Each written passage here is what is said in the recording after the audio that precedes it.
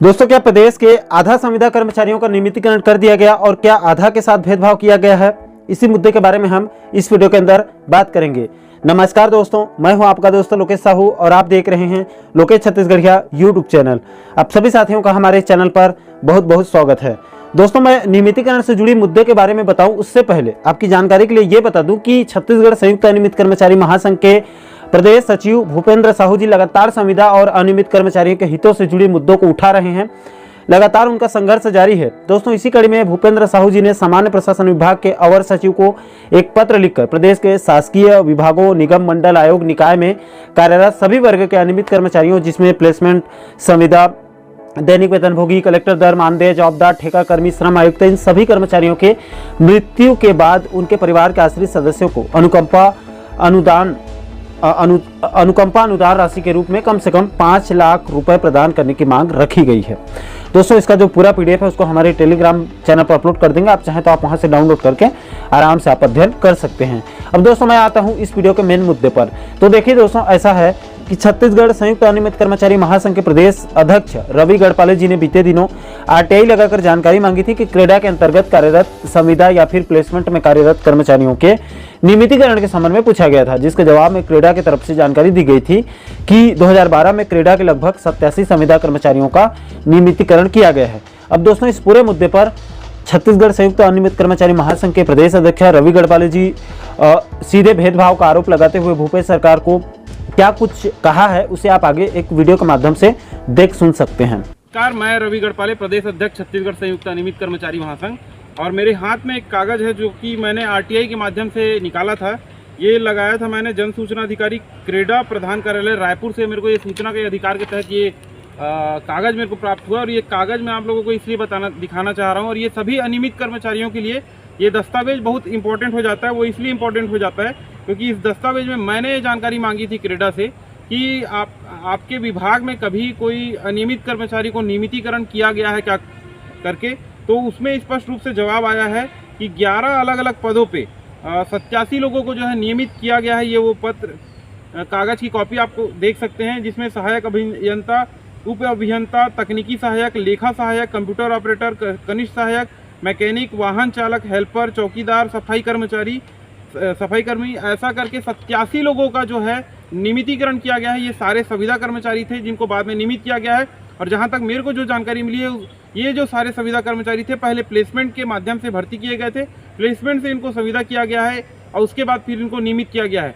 हालांकि मेरे पास इनकी जो प्लेसमेंट में इनकी पहली जो भर्ती हुई थी उसकी अभी कोई तथ्यात्मक जानकारी नहीं है, उसकी जानकारी भी मैं जुटा रहा हूँ। लेकिन एक तरफ जहाँ पर भूपेश बघेल जी की सरकार और कांग्रेस पार्टी ने हमसे नियमितीकरण का वादा किया था और अपने जन घोषणा पत्र में नियमितीकरण की बात करी थी, उसके बाद भूपेश बघेल जी हमारे मंच पे आते हैं। खुद छत्तीसगढ़ संयुक्त अनियमित कर्मचारी महासंघ के मंच पे आने के बाद उन्होंने कहा कि भाई नियमितीकरण करने के लिए हम पिंगुआ कमेटी एक गठित करेंगे करके।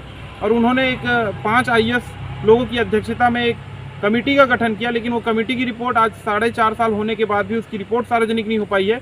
बहुत ही गैर जिम्मेदारा बयान जो है भूपेश बघेल जी देते हैं हमेशा, चाहे उनको विधानसभा में जवाब देने की बात आती है या फिर पत्रकारों के द्वारा अगर नियमितीकरण का सवाल किया जाता है तो केवल रटा उनका जवाब रहता है कि कमेटी बना दी गई है।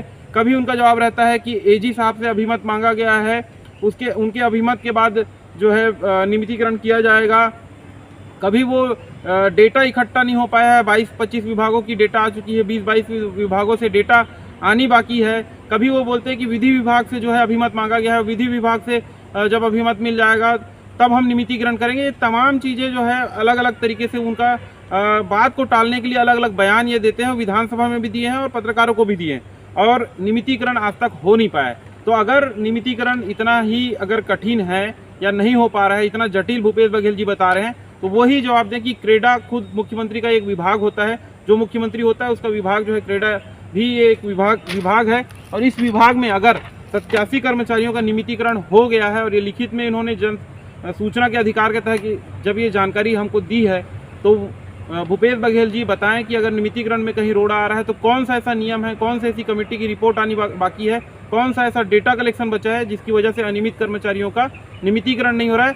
ये निश्चित तौर पे आपकी इच्छा शक्ति के ऊपर निर्भर है और आपकी इच्छा अब लगभग 4.5 साल होने के बाद भी अगर आप नियमितीकरण नहीं करे हैं, कहीं न कहीं ये आपकी वादा खिलाफी है। कांग्रेस पार्टी जो न्याय की बात करती है उस न्याय के विपरीत जो है वो काम कर रही है। ये जो जानकारी हमको मिली है कि 87 लोगों का नियमितीकरण हुआ है, तो बाकी के लोगों का भी नियमितीकरण हो सकता है।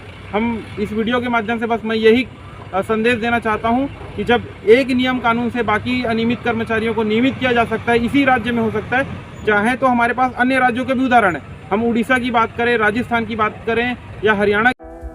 तो दोस्तों आशा करता हूं कि आप इस वीडियो के माध्यम से प्रदेश के अनियमित कर्मचारियों से जुड़ी मुद्दों को आप अच्छे से समझ गए होंगे। दोस्तों इन पूरे मामलों पर आप लोगों की क्या राय है, आप नीचे कमेंट सेक्शन में अपनी प्रतिक्रिया जरूर दीजिएगा। और साथियों, आप आगे भी प्रदेश के तमाम विभागों के अनियमित कर्मचारियों के नियमितीकरण से जुड़ी पल पल के अपडेट को वीडियो के माध्यम से समझना चाहते हैं तो हमारे चैनल को आप सब्सक्राइब जरूर कीजिएगा, ताकि आने वाले सभी नए वीडियो का नोटिफिकेशन आप लोगों तक तुरंत पहुंच सके। दोस्तों अभी के लिए फिलहाल इस वीडियो में इतना ही, मुझे दीजिए इजाजत। मैं मिलता हूं आपसे एक और महत्वपूर्ण मुद्दे के साथ, महत्वपूर्ण टॉपिक के साथ। तब तक के लिए जय हिंद, जय छत्तीसगढ़।